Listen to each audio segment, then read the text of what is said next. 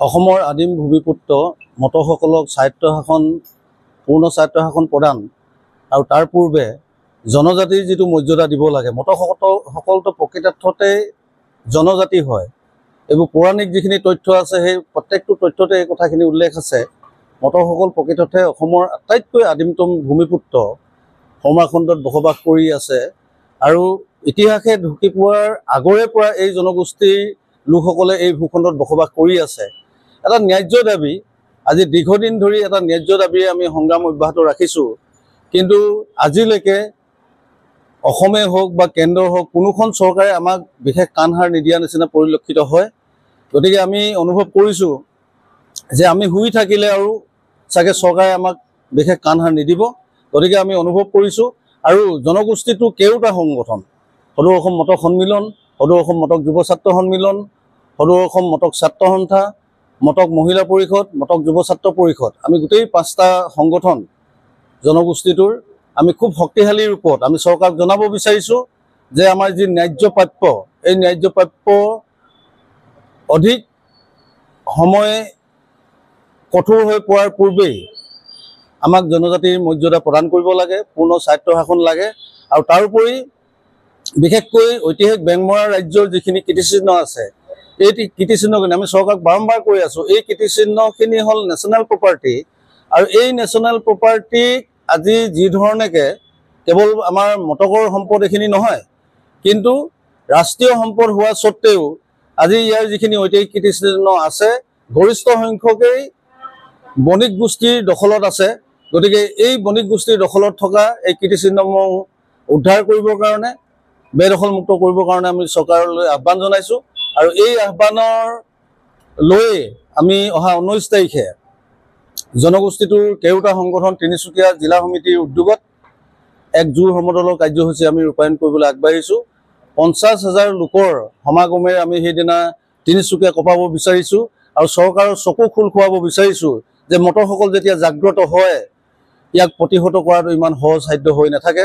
কাৰণ আজি এই মটকসকলেই একত্ৰিত হৈ যেতিয়া শাসন স্বেচ্ছাচাৰী হৈ পৰে, পূৰ্বৰ এইটো নিশ্চয় আপোনালোকে জানে, 600 বছৰীয়া আহোম শাসন যেতিয়া স্বেচ্ছাচাৰী হৈ পৰিছিল, এই স্বেচ্ছাচাৰী শাসক পক্ষক ওফৰাই তুলিবলৈ এই এমুঠিমান মটক মানুহেই যথেষ্ট আছিল।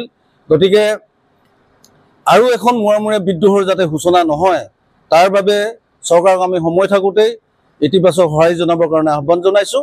আৰু এই বাৰ্তাখিনি লৈ অহা 19 তাৰিখে আমি 50,000 জনতাৰ সমাগমেৰে আমি তিনিচুকীয়াত এক জোৰ সমদলৰ কাৰ্যসূচী ৰূপায়ণ কৰিবলৈ আগবাঢ়িছোঁ।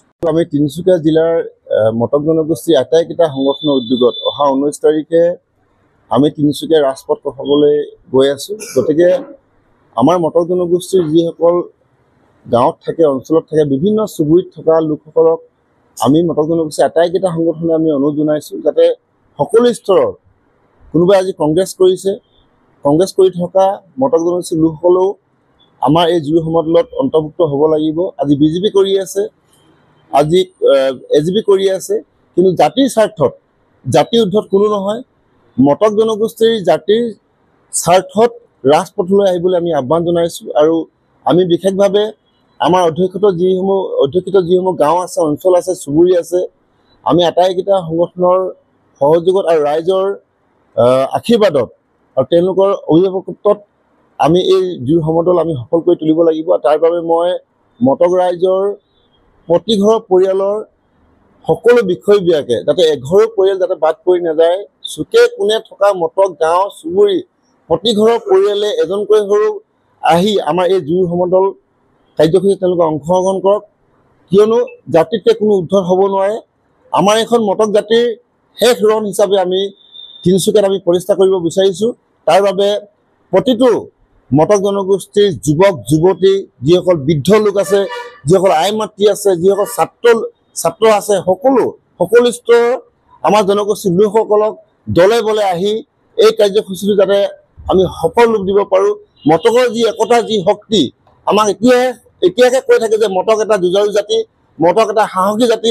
গতিকে আহক ৰাইজ, সকলোৱে মটক ৰাইজে দলে বলে ওলাই আহক আৰু এই জুই সমদলটো যাতে আমি চৰকাৰক অসম চৰকাৰ তথা কেন্দ্ৰীয় চৰকাৰক মটক জনগোষ্ঠীৰ যি শক্তি বা যি সাহসী জাতি হিচাপে আমি পূৰ্বতে আমি কৈ আহিছোঁ। গতিকে পুনৰবাৰ প্ৰমাণ কৰিবৰ কাৰণে আমি এটা সুবৰ্ণ সুযোগ আমি সকলো ৰাইজৰ কাৰণে আমি মুকলি কৰিছোঁ, আৰু সেই ৰাইজসকলে আমাক আটাইকেইটা সংগঠনক সহযোগ কৰিব লাগিব, আৰু প্ৰতিটো পৰিয়ালৰ প্ৰতিটো সদস্যৰ দায়িত্ব থাকিব লাগিব জনগোষ্ঠীটো জাতিৰ স্বাৰ্থত সকলোৱে যাতে আপোনালোকে ওলাই আহে তাৰ বাবে বিনম্ৰতাৰে আমি সকলো ৰাইজক আমি অনুৰোধ জনাইছোঁ। ঘোষণা কৰা সদৌ অসম মটক ছাত্ৰ সন্থা তিনিচুকীয়া জিলা সমিতিয়ে অহা 16 ছেপ্টেম্বৰ তাৰিখে আমি জোৰ সমদলৰ কাৰ্যসূচী হাতত লৈছিলোঁ। আজি তিনিচুকীয়াৰ জিলাস্থিত হোটেল জ্যোতিত মটক সন্মিলন, মটক যুৱ ছাত্ৰ সন্মিলন, মটক ছাত্ৰ সন্থা, মটক মহিলা পৰিষদ আৰু মটক যুৱ ছাত্ৰ পৰিষদৰ কেওটা সংগঠনত এখনি আমাৰ গুৰুত্বপূৰ্ণ সভা হৈ যায়। এই সভাত আমি অহা 19 তাৰিখে আমাৰ যিহেতু ছাত্ৰ সন্থাই 16 তাৰিখে ঘোষণা কৰাৰ আলোচনাৰ মৰ্মে আমি বাতিল কৰি অহা 19 তাৰিখে মটক জনগোষ্ঠীৰ কেওটা সংগঠনৰ সহযোগত আমি ৰাইজৰ সহযোগত আমি জোৰ সমদল কাৰ্যসূচী হাতত লৈছোঁ। তাত আমি মটক ৰাইজৰ সম্পূৰ্ণভাৱে সহযোগিতা আমি কামনা কৰিছোঁ। গ্ৰাম্য অঞ্চলত বসবাস কৰা অনুষ্ঠান প্ৰতিষ্ঠান ক্লাব আদি কৰি সকলোকে দলে বলে আহি মটক জনগোষ্ঠীৰ এই জোৰ সমদল কাৰ্যসূচীত অংশগ্ৰহণ কৰিবৰ কাৰণে আমি মটক ছাত্ৰ সন্থাৰ তৰফৰ পৰা অনুৰোধ জনাইছোঁ।